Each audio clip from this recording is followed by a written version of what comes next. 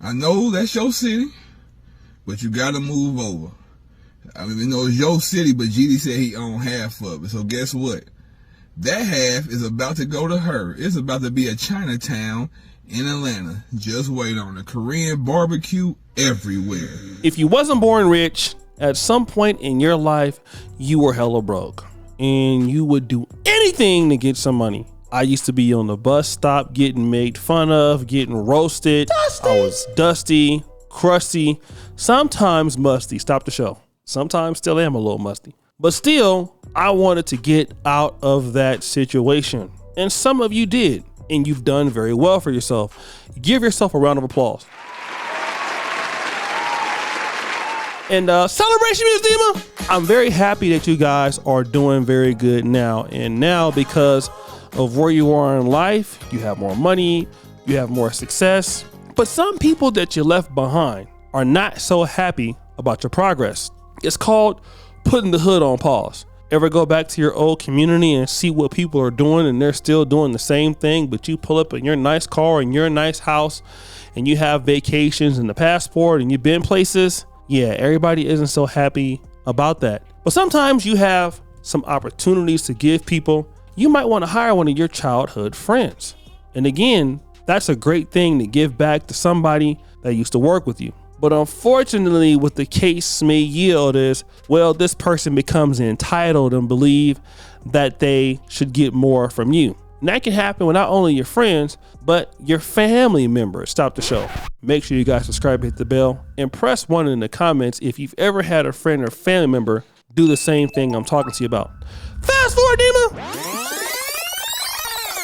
But that's exactly what successful people have to deal with. And we see it with a lot of entertainers. Will Smith recently had a situation where one of his homeboys came out there and said that he called Will Smith and Dwayne Martin booty clapping sounds. But man, it's even getting worse right now. Remember, Jeezy is being accused of cheating on his wife. And if you don't remember, the lead attorney just did a video talking about that. Rewind, Nima. She says, Jeannie shows the court that the parties entered into a prenuptial agreement on March 26, 2021.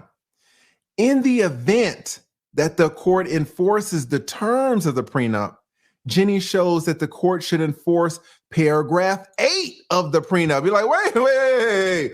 Jeannie's like, oh yeah, he wanted to talk about that prenup. And he said he wanted the prenup to be enforced for the separate property. He said he wanted the prenup to be enforced for the separate assets. He said he wanted the prenup to be enforced for the marital assets. Well, if he's going to enforce the prenup, enforce it then. But don't forget about paragraph 8.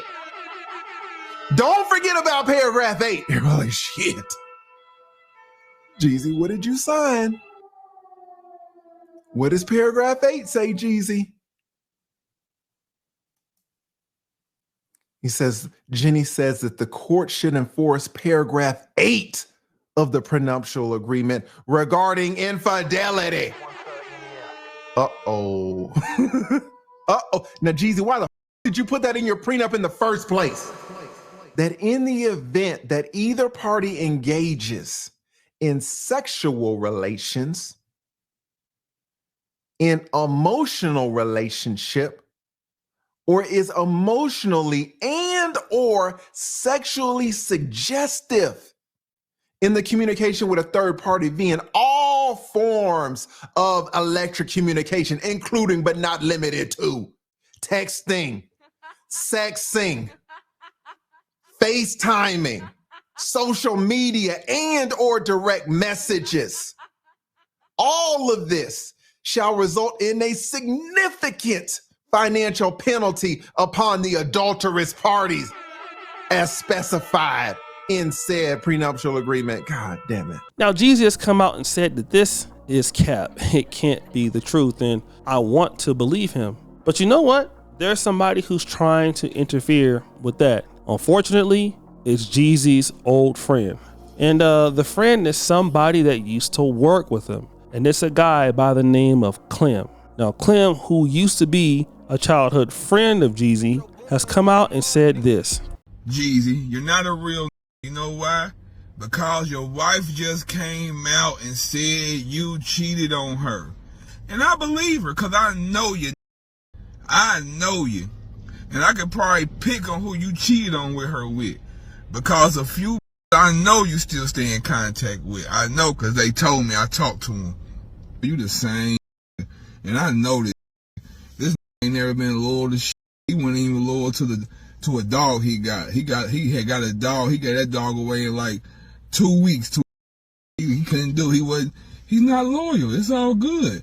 And T.I., I know that's your city, but you gotta move over. I mean, it's your city, but Jeezy said he owned half of it. So guess what?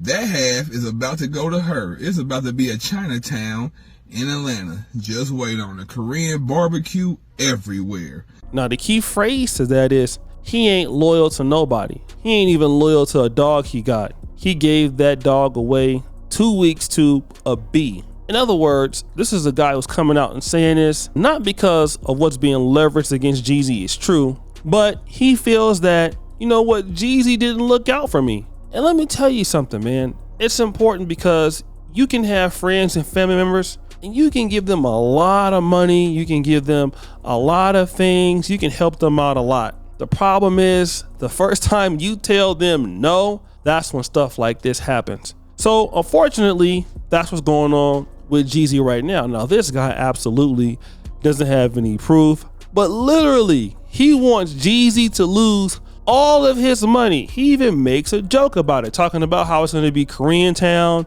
it's going to be Chinatown. In other words, he believes that Jeannie Mai is going to get Jeezy's money. And he would like that because you know why? He can't have it, so Jeannie Mai needs to get it. If I can't have the money, you can't have it either.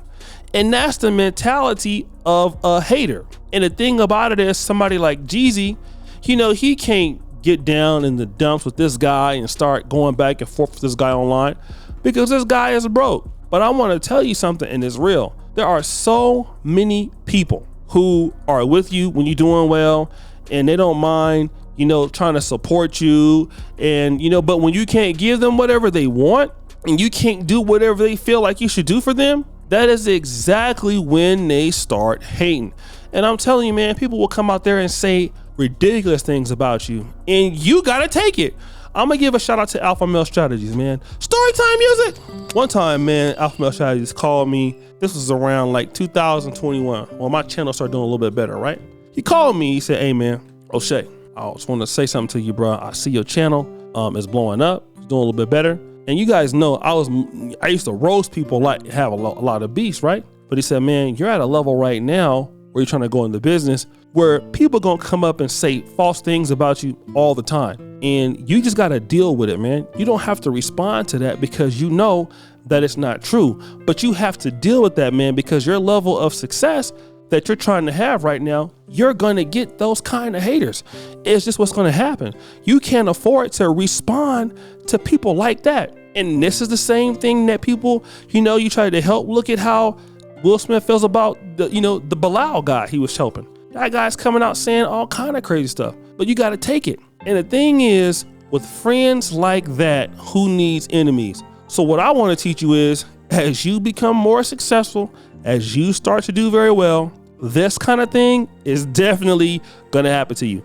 It's not a matter of if, it's a matter of when. And I can say for sure as I'm black, you're definitely going to have somebody turn on you just like this. So guys, what do you think? It's your boy O'Shea Duke Jackson back at it again with another episode of The Celebrity Junk. I really appreciate you for all that you do. Subscribe, hit the bell. We're out.